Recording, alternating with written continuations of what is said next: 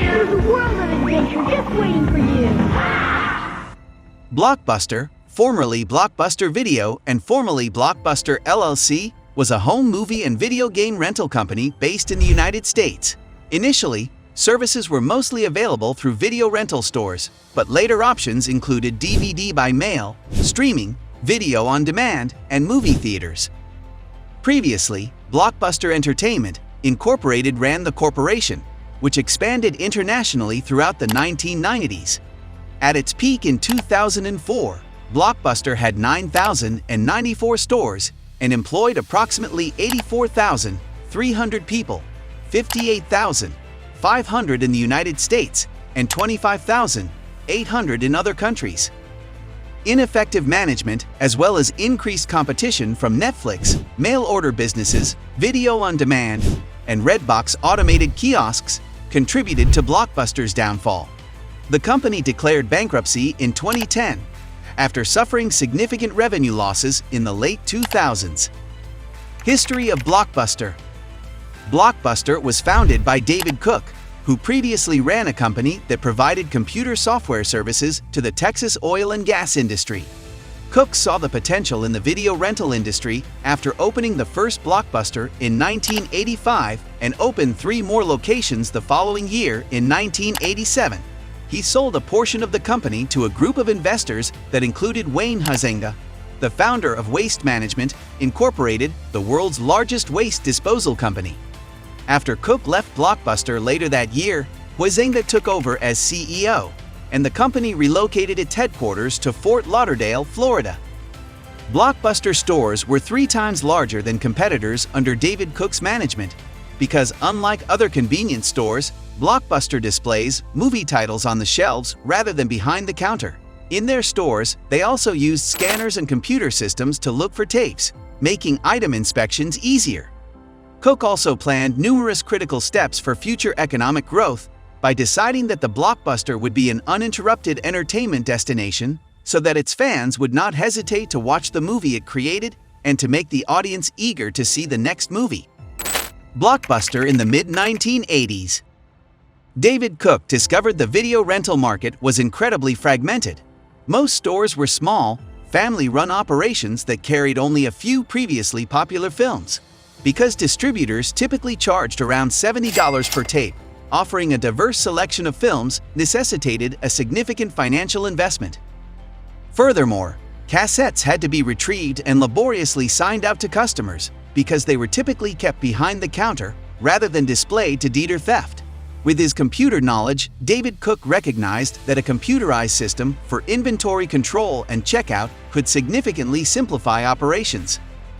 Sandy Cook, the founder's wife, spent months researching the movie rental industry. David Cook eventually left his oil and gas software company to start renting movies. In October 1985, Cook opened the first Blockbuster video store in Dallas. With 8,000 tapes spanning 6,500 titles, it had a much larger collection than its nearest competitor. The first Blockbuster location quickly became popular. The Cooks discovered that, contrary to popular belief, there was significantly more demand for renting video movies than anyone had anticipated. In addition to seeing popular films that they had missed in theaters, people were curious about a variety of other things. By 1986, Cook had added 3 more Blockbuster locations to the concept. To better reflect the new nature of the business, Cook Data Services changed its name to Blockbuster Entertainment Corporation in June 1986. In September, the company launched an initial stock offering to raise capital for future growth. Unfortunately, just days before the sale, a financial writer published a defamatory article referencing Cook's experience in the oil sector and casting doubt on the company's expertise in the video industry.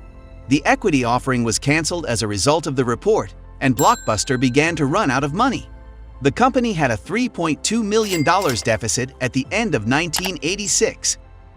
Cook eventually sold 1/3 of Blockbuster in February 1987 to a group of 3 investors who were all former Waste Management, Incorporated employees. Wayne Huizenga co-founded Waste Management in 1972, which grew to become the world's largest garbage disposal company. He retired as president and chief operating officer in 1984.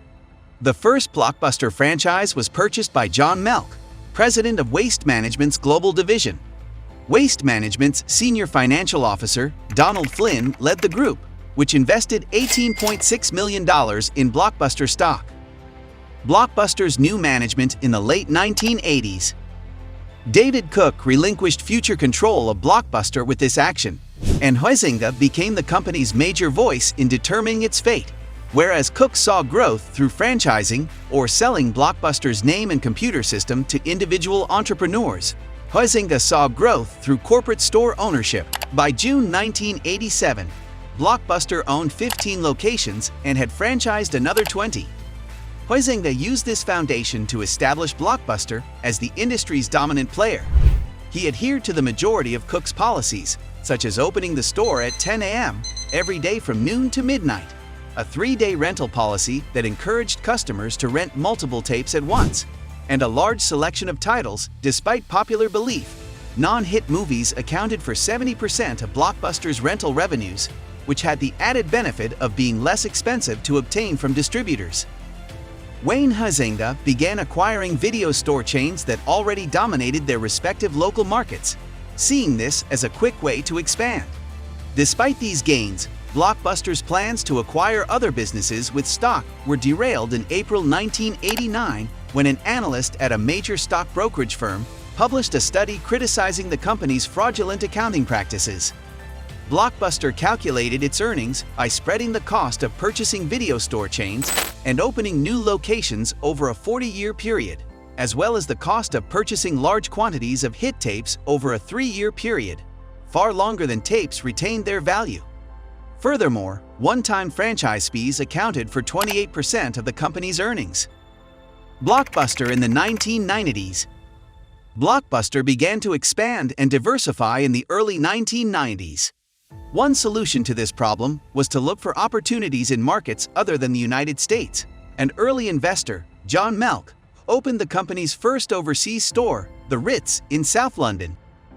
Because the video superstore model was easily imitated, Blockbuster's management insisted on gaining market share as soon as possible in order to capitalize on its groundbreaking innovation. Following this concept, the company opened its 1,000th store by the end of 1989. To boost revenue, Blockbuster launched a $25 million advertising campaign, and the company also accelerated its global expansion, expanding its facilities in the United Kingdom and planning operations in Australia and the rest of Western Europe. By June 1990, the company had opened its 1,200th store in the United States, with one new location opening every day.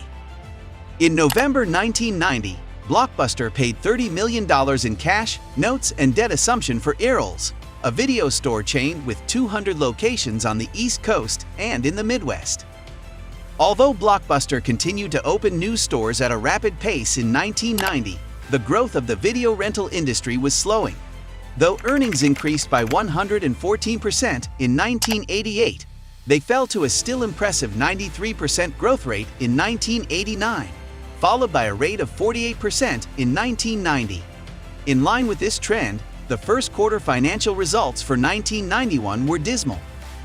What happened in 1994?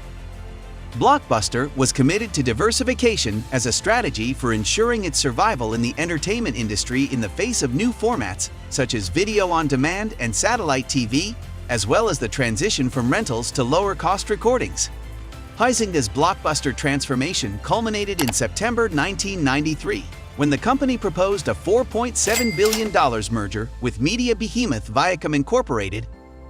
Blockbuster invested heavily in Viacom, ostensibly to support Viacom's bid to buy rival QVC Network Incorporated's Paramount Communications.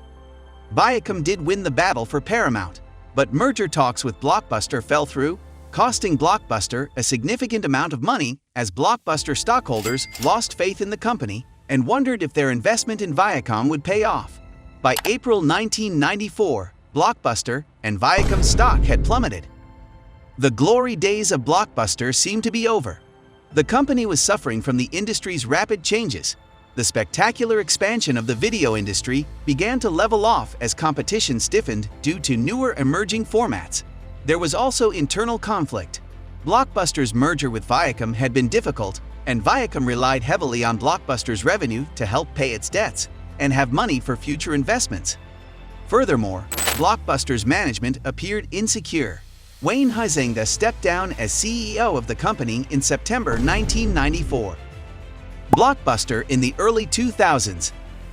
To evaluate the potential business models for DVD and game trading, Blockbuster purchased Movie Trading Company, a Dallas-based chain that buys, sells, and exchanges movies and games. The company made a lot of money from late fees that accumulated after the 1- or 3-day rental period was over. In the year 2000, fines accounted for $800 million, or 16% of total revenue. If a movie or game was delivered more than 8 days late, the client was charged the full purchase price. Netflix was just getting started as a DVD by mail and streaming business when Reed Hastings met with Blockbuster in 2000 to pitch the potential of his company handling Blockbuster's online initiatives. At the time, Blockbuster couldn't see how Netflix's founder could add value to their enormously successful business. Blockbuster turned away from Reed Hastings, laughing at Netflix's concept. Total Access, a billion-dollar campaign launched by Blockbuster in 2007 as a counter-strategy to Netflix. Customers can rent a DVD online and receive a free new movie when they return it to a Blockbuster location using Blockbuster Online. While it was a huge success, each free movie cost the company $2, but the assumption was that the new customers would compensate for the loss. In exchange, a new system allowing customers to return DVDs to a Blockbuster location would be implemented.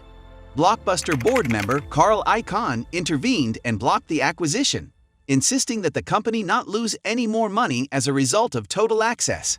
Carl Icahn is a wealthy American investor and corporate raider who is worth $17.7 billion.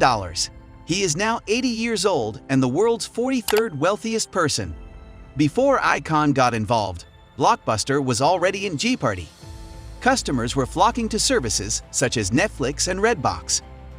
John Antioco was fired in July 2007. As a result, Blockbuster Online's previous rapid growth came to a halt. Antioco's departure was also hampered by ongoing pay disputes. He was paid $24.7 million when he resigned. 2011. Blockbuster and Dish Network announced plans to launch Blockbuster Movie Pass, a new service that will compete with Netflix, later this month. For $10 per month, subscribers would have access to a streaming service of movies and games via mail. The package, which was only available through Dish Network, eventually went out of business. To avoid bankruptcy, the company announced in December that it would close another 182 stores by the end of April 2011. Blockbuster and its creditors failed to develop a Chapter 11 exit strategy, and the company will be sold for $300 million or more, with debts and leases also assumed, according to reports in February 2011. Blockbuster acknowledged that it may be unable to meet its financial obligations under its Chapter 11 bankruptcy filing, which may require the conversion of the bankruptcy filing to Chapter 7. A liquidation bankruptcy, also known as Chapter 7, is the most common type of bankruptcy and the Blockbuster today. The only remaining Blockbuster location is in Bend, Central Oregon, about 3 hours from Portland. It wasn't nearly as lonely until August 2018, when the last 2 Blockbusters in Alaska closed, just a few months after Huizenga died of cancer. Blockbuster has survived thanks to loyal customers and tourists. Sandy Harding, general manager, told Vice that during the COVID-19 pandemic, they were forced to temporarily close out of concern for people's safety, but they continued to pay employees and implemented social distancing measures, allowing them to reopen at a reduced capacity. They have also used more creative approaches to maintain public interest and awareness. You can buy locally made Blockbuster swag like keychains, sweatpants, and sweatshirts on their website. Don't forget to subscribe to the channel and smash the like button to stay up to date on our upcoming videos.